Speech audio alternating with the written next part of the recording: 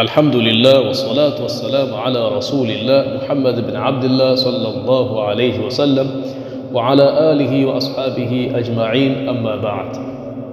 Naam, kwa tawfiki ya Allah subhanahu wa ta'ala tunaendelea na somo letu la fasihi, na leo tupo katika kulimalizia shairi ambalo tulishaanza kulisoma tukianzia kwenye beti inayosema fakam qad ra'ayna zaliman mutamarridan ila akhiri ash-shi'r. Anasema Sheikh rahimahullahu ta'ala, fakam qad ra'ayna, na ni mara ngapi tumeshawahi kumuona zalim mutamarridan, aliyethibiti katika udhalimu wake. Kuthibiti katika udhalimu wake kwa maana amedumu katika kufanya dhulma kiasi ile dhulma ikawa ndiyo tabia yake na akawa hawezi kuiacha tena. Tamam, haka kwa fakam qad ra'ayna, ni mara ngapi tumeshawahi kumuona zalim mutamarridan, aliyethibiti katika udhalimu wake. Yara najma, anaiona nyota, tihan, kwa kibri tu, tahta dhilli rikabihi, kuwa iko chini ya kivuli cha kipando chake cha mnyama. Tahta dhilli rikabihi, kuwa iko chini ya kivuli cha kipandio chake cha mnyama. Rikab ni kile kipandio cha mnyama ambacho mara nyingi hutumiwa kwenye farasi au nyumbu au punda. Tamam. Ni kile kifaa ambacho kina kama kijitanzi hivi, mtu anakanyaga kisha ndio anapandia katika nini, katika mgongo wa farasi au nyumbu. Nadhani mtakuwa mnakifahamu Ni kama kijikamba hivi, kinakuwa kina pande mbili, upande mmoja wa kulia wengine wa kushoto, na mtu akishampanda farasi huwa anaweka miguu yake pale. Tamam, ndio kinaitwa rikab. Tamam, haka. Sasa na ni mara ngapi tumemwona dhalim aliyethibiti katika udhalimu wake akiiona nyota kuwa iko chini ya kivuli cha kipandio chake cha mnyama. Ni mara nyingi sana. Ametumia kinaya. Mtu ambaye ni dhalim aliyethibiti katika udhalimu wake, miongoni mwa tabia zake kubwa ni kumdharau yule mtu aliyekuwa mtukufu na aliyekuwa na heshima zake. Mtu mtukufu, mtu mwenye heshima zake, ambaye watu wake pia wanamheshimu, basi yule dhalim anapokutana naye anataka mtu yule aonekane si kitu, aonekane ni mtu dhalili, aonekane ni mtu ambaye hana thamani yoyote ile. Hiyo ndiyo sifa miongoni mwa sifa kuu za wale madhalim. Mfano wake Hajjaj ibn Yusuf al-Thaqafi. Bwana mkubwa huyu siku aliyokutana na Anas ibn Malik.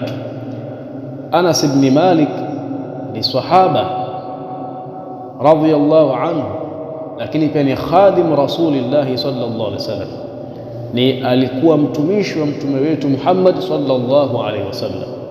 Heshima yake ni kubwa, lakini Hajjaj ibn Yusuf al-Thaqafi kwa kuwa ni mtu alikuwa ni dhalim, alikuwa ni jitu lenye roho mbaya, jitu lenye roho chafu sana. Siku anakutana na Anas ibn Malik, baada ya kumwita Anas akamwita Unais. Tasghiri inakuja muda mwingine ikiwa na maana ya ta'dhim, na huwa inakuja ikiwa na maana ya tadlil, na inakuja pia ikiwa na maana ya tahqir na maana nyinginezo. Sasa Sayyidina Anas jina lake ni Anas. Ikiwa ni Anas inakuwa ni mukabbar, lakini tukisema Unaisun inakuwa ni musaghar. Sasa Al-Hajjaj ibn Yusuf al-Thaqafi alifanya tasghiri ya jina hili la Sayyidina Anas ibn Malik kwa kumwita Unais, akikusudia nini? Tahqiri, akikusudia kumdharau, lakini sio ta'dhim na wala sio tadlil. Tadlil ni kule kudekeza, kama ambavyo mtume wetu Muhammad sallallahu alaihi wasallam alipokuwa akimwita Anas ibn Malik, alikuwa akimwita Unais. Mtume hapa alikuwa anakusudia nini? Tadlil, kumdekeza. Tamam, haka. Lakini Hajjaj ibn Yusuf al-Thaqafi siku anakutana na Anas ibn Malik. Anas ibn Malik ambaye ni mtu mtukufu, daraja yake itoshe tu, tukiacha uswahaba, tukiacha na matendo aliyoyafanya, itoshe kuwa yeye ni khadimu Rasulillah sallallahu alaihi wasallam. Lakini Al-Hajjaj ibn Yusuf al-Thaqafi alimtolea maneno makali kiasi hata kuyataja hivi mtu unaona ukakasi. Alimpa maneno makali, utasema sijui amekutana na kibaka, amekutana na mtu haeleweki, yani maneno makali kiasi akamfanya Anas ibn Malik kuwa ni kitu kidogo. Lakini pia si hivyo tu, alimtishia mpaka kumuua. Utasema ni watu waliishi wakakaa wakashirikiana, wakaja yakatokea magomvi kati yao ndio ikafikia hatua hiyo. Hapana, ni siku anakutana naye tu basi akafanya hivyo, sahaba wa Mtume. Lakini nini yote ni kwa kuwa Hajjaj ibn Yusuf al-Thaqafi alikuwa ni katika watu madhalim. Sasa miongoni mwa sifa za watu madhalim, wale watu watukufu, watu wenye heshima zao, wao wanapenda kuwafanya kuwa ni madhalili na kuwafanya kuwa si kana kwamba hawana kitu.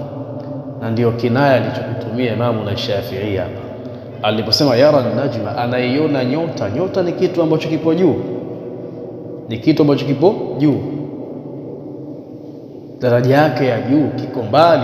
Lakini dhalim mutamarridan, alithibiti katika udhalimu wake, huwa anaiona nyota tihan, kwa ile kibri aliyokuwa nayo, kwa ile kibri tu aliyokuwa nayo, tahta dhilli rikabi, anaiona nyota kana kwamba iko chini ya kivuli cha kipandio chake cha mnyama.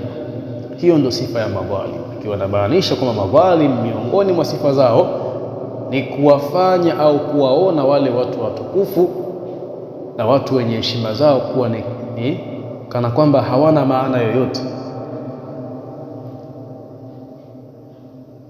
Wanapenda kuwavunjia heshima zao, kuwadhalilisha, waonekane mbele za watu kana kwamba hawana chochote. Hiyo ni sifa miongoni mwa sifa za watu ambao ni madhalim. Ukimwona mtu na sifa hiyo, basi ujue huyo ni mtu ambaye ni dhalim mutamarrid. Kaa naye mbali, achukua naye tahadhari. Tamam. Akaendelea kusema faamma qalili, basi si muda mrefu sana. Faamma qalili, si muda mrefu sana, hivi punde tu. Wa huwa, na hali ya kuwa yudhalim fi ghafalatihi, yupo katika kughafilika kwake. Anakhat, yatamwangukia yeye suruful hadithat, mabadiliko ya zama, akikusudia matatizo ya zama. Bibabihi, katika mlango wake. Ba imekuja kwa maana ya fi, ba imekuja kwa maana ya fi. Tamam. Kwa faamma qalili, mwache aendelee kufanya ayafanyaje. Faamma qalili, basi hivi punde tu. Wa huwa, na hali ya kuwa dhalim fi ghafalati, yupo katika kughafilika kwake, yupo katika kughafilika kwake. Anakhat, yatamwangukia yeye suruful hadithat, matatizo na majanga ya zama. Bibabihi, katika mlango wake. Fa asbaha, basi atakuwa la malu, si mwenye mali, wala jahun, wala si mwenye cheo, yurtaja, kinachotarajiwa kumrejesha katika nafasi yake ile ya udhalim, wala hasanatun, wala si mwenye mema, taltaqi fi kitabihi, wala hasanatun, wala si mwenye matendo mema, wala hasanatun, wala si mwenye matendo mema, taltaqi, atakayoenda kukutana nayo, fi kitabi, katika kitabu chake. Atakuwa nini? Atakuwa ameshachelewa. Na pale aliposema surufu alhadithat, amekusudia hasa nini? Kifo, kwamba dhalim ni mtu ambaye yupo katika kughafilika, anatumia muda mwingi katika kufanya hili, kuwaudhi hawa, kuwafanyia hawa hili, yani raha yake ni watu wawe katika matatizo, katika hali za kukosa raha. Sasa ule muda ambao yeye anautumia katika kufanya hivyo, anaacha kufanya mambo ya kheri atakayomfaa. Sasa siku ya siku kimekuja kumfika kifo, ile thamani ambayo alikuwa anajipa inamuondoka. Kwa sababu gani? Wale watu hawatomthamini baada ya kufa kwake. zaidi ni kwamba watamsema vibaya na watazidi kumkandamiza, watakuwa na muamala wake mbaya pengine. Sawa sawa Lakini pia kwa kuwa alishughulika na mambo ambayo hayafai, akautumia muda wake vibaya, basi atajikuta nini, hana hata jema moja ambalo ataenda kukutana nalo katika nini, kitabu chake. Wajuziya bil amri alladhi kana fa'ilan, wajuziya, na atalipwa bil amri, kwa kila jambo, alladhi ambalo kana fa'ilan, alikuwa ni mwenye kulifanya. Wasabba alayhi Allahu sawta adhabihi, wasabba alayhi Allahu, na Mwenyezi Mungu atammiminia sawta adhabihi, adhabu zake kali. Sawta adhabihi, adhabu zake kali. Kwenye shairi hili ni shairi ambalo Imamu Shafi'i anatoa nasaha kwa kila yule ambaye anahisi anahusika na tabia kama hizi, au sheitan ameshaanza kumvutavuta na kumuingiza katika tabia kama hizi.